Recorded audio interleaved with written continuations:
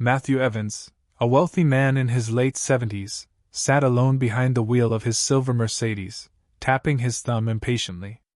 The air conditioner hummed softly, struggling against the heavy Kentucky heat. A retired financial magnate, Matthew was accustomed to life bending to his will. But today, he was stuck. His car sat on the roadside with a flat tire, far from the comfort of his immaculate estate just outside town. He tried calling roadside assistance a few times, but had no success. With a heavy sigh, he accepted he'd have to wait. Just as irritation began to rise in his chest, a figure emerged in the distance, walking toward him. It was a boy, probably around 13 or 14, wearing a faded shirt and scuffed sneakers. His steps were steady, and his face carried a look of resolve. Matthew observed him closely as the boy approached, eyes scanning the car before nodding politely but firmly. "Flat tire, sir?" the boy asked, his voice calm. "Yes, that's right," Matthew answered, feeling oddly relieved and slightly awkward. "I was trying to get help, but my phone has no signal out here." The boy gave a faint smile. "I can take care of that," he replied, crouching beside the tire without pause. "My granddad showed me how to do this last summer. Do you have a spare?" Matthew motioned toward the trunk, watching as the boy located and retrieved the tools. The boy worked quickly, his movements confident and practiced, far more assured than Matthew expected from someone his age. Standing nearby, Matthew felt an unfamiliar sense of humility washing over him, something he hadn't experienced in quite some time. He thought about offering help or chatting, but the boy stayed focused, eyes locked on his task. Within minutes, the job was done. The boy stood, wiping his hands on his jeans, and gave a small, satisfied smile. "All set," he said plainly. Matthew pulled out his wallet, took a few bills, and extended them toward the boy. "Here," he said. "I'm really grateful for your help." But the boy stepped back, raising his hand in a gentle refusal. "Thank you, sir," he said kindly. "But I don't need anything. Just glad I could help." Matthew stood frozen, stunned, the cash still in his outstretched hand, watching as the boy turned and began walking away, disappearing down the road. Something about the encounter struck him deeply, though he couldn't quite understand why. Left alone, he quietly returned the money to his wallet and slid back into the driver's seat, his eyes lingering in the rearview mirror, as the boy's figure slowly grew smaller behind him. During the rest of the drive, Matthew's thoughts kept circling back to that brief exchange. There was a certain grace about the boy, a calm confidence, that came not from wealth or status, but from a place far more genuine. That night, back in the grand silence of his estate, Matthew couldn't shake the image of the boy walking away, with nothing in return but a smile. Later that evening, he sat in the deep leather chair in his study, surrounded by rows of books he seldom read. The only sound was the soft ticking of the grandfather clock tucked into a corner. A perfectly plated dinner, steak and asparagus, sat cooling on a tray beside him, untouched. All he could think about was that young stranger. Throughout his life, Matthew had met countless people, colleagues, employees, investors, and nearly every conversation had been shaped by negotiation, need, or transaction. There was always a trade-off, a cost, a deal to be struck. But this kid, this total stranger, had offered help without asking for anything in return.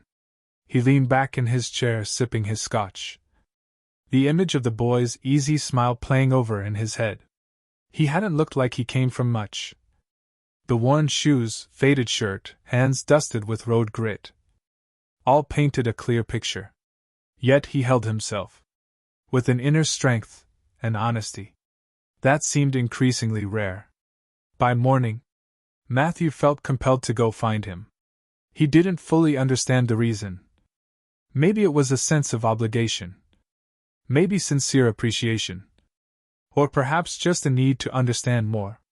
Whatever it was, he soon found himself back behind the wheel, driving the same lonely road as the day before, scanning the horizon for any sign of the boy.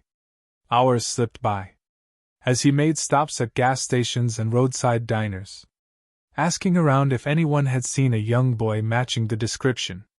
Most people simply shrugged or gave a polite no. Until eventually, an elderly woman behind the counter of a quiet cafe spoke up. "Sounds like you're asking about Elijah," she said, drying her hands on a worn apron. "That boy's always lending a hand around here. Lives with his mother out in Harlan." Harlan, Matthew echoed, filing the name away in his mind. "Thank you?" The town of Harlan sat about an hour away, tucked into the lower slopes of the Appalachian Mountains. The drive was beautiful, but Matthew hardly noticed. His mind buzzed with questions. What sort of upbringing had shaped that boy? What kind of home instilled that kind of character? When he arrived in Harlan, the town was still, its streets lined with humble houses and mom-and-pop stores. He inquired with a few locals about Elijah, and eventually, someone directed him to a small house on the town's edge. The home looked weathered but cared for. Its front porch sagged gently from years of wear. Matthew pulled over and paused, unsure what he would even say. Drawing a slow breath, he knocked at the front door. It creaked open a moment later, revealing a woman in her early 40s. Her face wore fatigue but kindness, her gaze sharp as she assessed the stranger. "Can I help you?" she asked. "Good morning," Matthew replied, clearing his throat. "Sorry for the unannounced visit, but I think I ran into your son yesterday. Elijah, correct? He helped me with a flat tire." Her face softened right away. "That sounds like my Elijah," she said with a faint, proud smile. "He's always doing things for people. I just wanted to thank him properly," Matthew explained. "He wouldn't take anything from me yesterday." She nodded, stepping aside to open the door wider. "He's out back. You're welcome to wait." Matthew entered, taking in the simple but well-kept space. The furniture was aged yet orderly.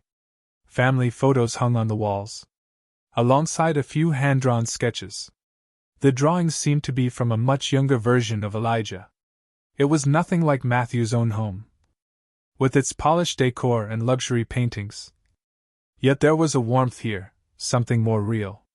He followed Elijah's mother into the backyard, where the boy was mending a worn section of fence. Elijah looked up, surprised to spot Matthew. "Hey, mister," he said, brushing dirt off his jeans. "What brings you here?" Matthew smiled, feeling oddly uneasy. "I came to thank you again. You stepped in when I needed help, and I haven't been able to stop thinking about it." Elijah gave a casual shrug, his face open and sincere. "It really wasn't anything." But to Matthew, it meant everything. And he intended to express that. Leaning against the fence, Elijah watched him curiously. They stood in silence for a beat, the boy's calm presence making Matthew feel like the one under quiet scrutiny. "You might not understand how important it was," Matthew said at last. "People don't usually offer help without expecting something in return." Elijah tilted his head, as though trying to make sense of the idea. "I don't think of it that way," he said. "If I can help someone, why wouldn't I?" Matthew was struck by how straightforward that was. His gaze drifted past Elijah, across the yard. The fence was patched with odd planks, the grass uneven and patchy. In the background, an old swing set leaned awkwardly, its chains rusted and worn. It was obvious they didn't have much, but made do with what they had. "You've got a smart way of seeing things," Matthew said sincerely. "Your mom must be proud." Elijah smiled, glancing toward the house. "She works hard. I just try to do my part." Matthew stood quietly, letting that settle. It reminded him of his own youth, growing up in a place not unlike this. His parents had worked nonstop to get by, instilling in him the importance of effort and grit. In time, he drifted from those roots, chasing success and material gain. Now, standing in this modest backyard, a strange mix of longing and guilt settled over him. "I'd like to do something for you and your family," Matthew offered finally. Elijah stood up straighter, eyes cautious. We're okay, mister. We don't need anything. It's not about need, Matthew said firmly. It's about doing what's right. You helped me, and I want to return the kindness. Before Elijah could say anything, his mother appeared on the porch, drying her hands with a dish towel. Elijah, come inside and wash up for lunch, she called. Then, looking at Matthew, she added, Would you like to join us? It's nothing special, but you're welcome. Matthew paused, caught off guard by the offer.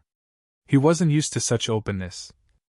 But something about her tone left no space for polite refusals. I'd appreciate that, he replied, stepping inside behind her. The kitchen was warm with the scent of homemade bread and oven-roasted vegetables. The dining table, though small and surrounded by an assortment of chairs, was carefully prepared. Matthew sat down, his tailored suit feeling out of place against the home's simple charm. Elijah, after rinsing his hands at the sink, took a seat as well, his cheerful expression unchanged. During the meal, Matthew listened, as Elijah spoke about school, his friends, and his dream of becoming an engineer. His mother chimed in with stories of the neighborhood, her voice calm and proud, reflecting on the way people looked after one another. Matthew found himself fully engaged, a warmth growing inside him, one he hadn't felt in a long time. Though he had wealth and prestige, his own house lacked this, the comfort of laughter and meaningful connection. After the meal, while they cleaned up, Matthew turned to Elijah's mother. You've raised an exceptional young man, he said. He has more integrity than most I've met. She beamed, eyes full of emotion. Thank you. He's a good kid, though it hasn't always been easy. We've learned to be thankful for the little things. Matthew nodded, already considering ways he could quietly help.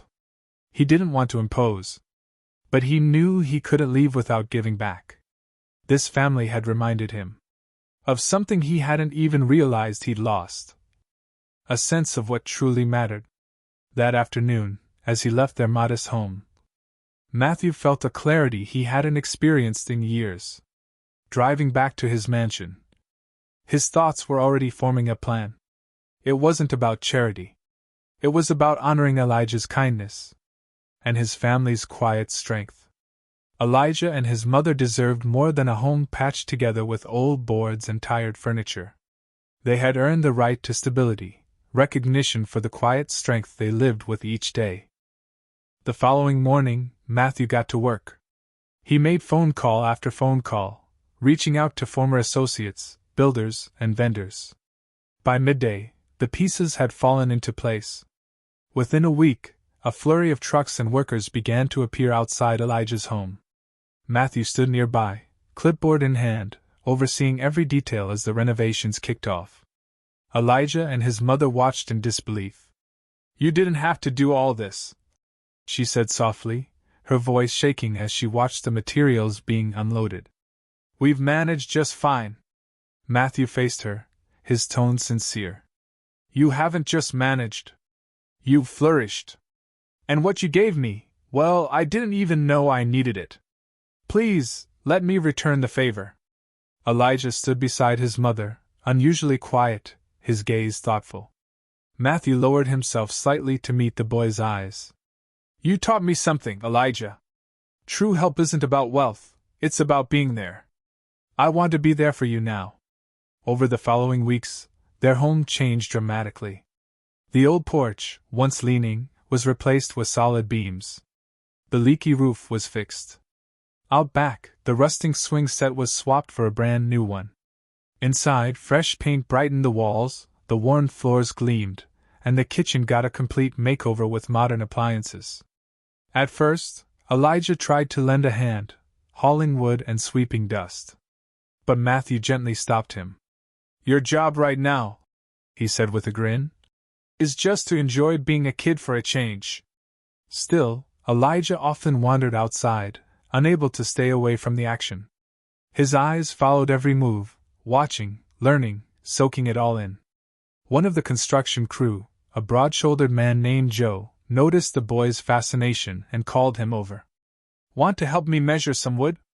Before long, Elijah was full of questions about the tools, the process, the techniques. His enthusiasm caught on like wildfire. Matthew observed it all from a short distance, a quiet pride blooming within him. For the first time in what felt like ages, he sensed real purpose, something deeper than profit or prestige. Elijah's eager spirit reminded him of the drive he once had, before everything became about business and boardrooms. Life had become a whirlwind of meetings and investment strategies. One evening, as the sun dipped below the horizon, the renovation project neared completion. Elijah and his mother stood on their new porch, taking in the remarkable changes. With emotion thick in her voice, she turned to Matthew. "This isn't just a place to stay anymore. It's become our home. I don't know how we'll ever repay you." Matthew gave a gentle shake of his head, his voice low and sincere. "You've already done that. You reminded me what truly matters in life: family, meaning, and connection. If anyone should be saying thanks, it's me." On the final day of construction, the atmosphere felt festive. Neighbors wandered by to admire the upgrades, bringing with them tokens of goodwill: loaves of bread, jars of preserves, and even a flowering plant. Elijah's cheerful voice rang out across the yard as he darted around, excitedly leading his friends through the home, showing off the new swing and bright interior walls. Where once the house had felt tired and old, it now brimmed with warmth and new beginnings. Matthew stood outside, resting against the solid new porch rail, and watched it all unfold. He hadn't felt happiness like this in a long time. Not this pure, not this honest kind of joy that came from helping others bloom. Elijah's mother approached, a glass of iced tea in hand. She offered it to him with a grateful smile. "You didn't just repair walls and windows," she said gently. "You gave us hope. And I believe you've rediscovered something in yourself too." Matthew accepted the drink, nodding slowly. "I think you're right. For years I chased what I thought would fulfill me: wealth, prestige, power. But none of that compares to this. Nothing I've built ever brought me this kind of peace." As the sky turned orange and purple, Elijah bounded up to join them, still full of energy. He looked at Matthew seriously. "Mr. Matthew," he said, "I've been thinking about everything you did. I want to do something like that someday.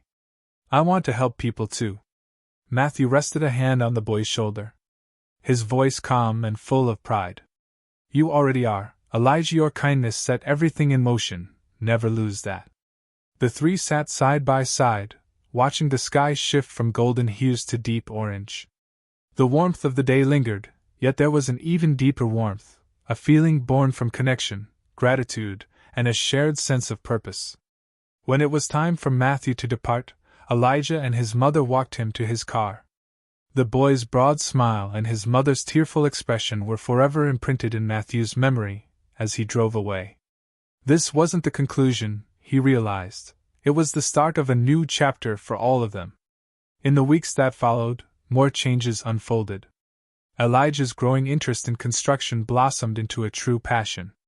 Matthew arranged for him to shadow the workers who had renovated the house. Elijah eagerly absorbed every piece of knowledge, hungry to learn. Matthew, too, found himself returning to Harlan time and again. Each visit felt less like a trip and more like coming home.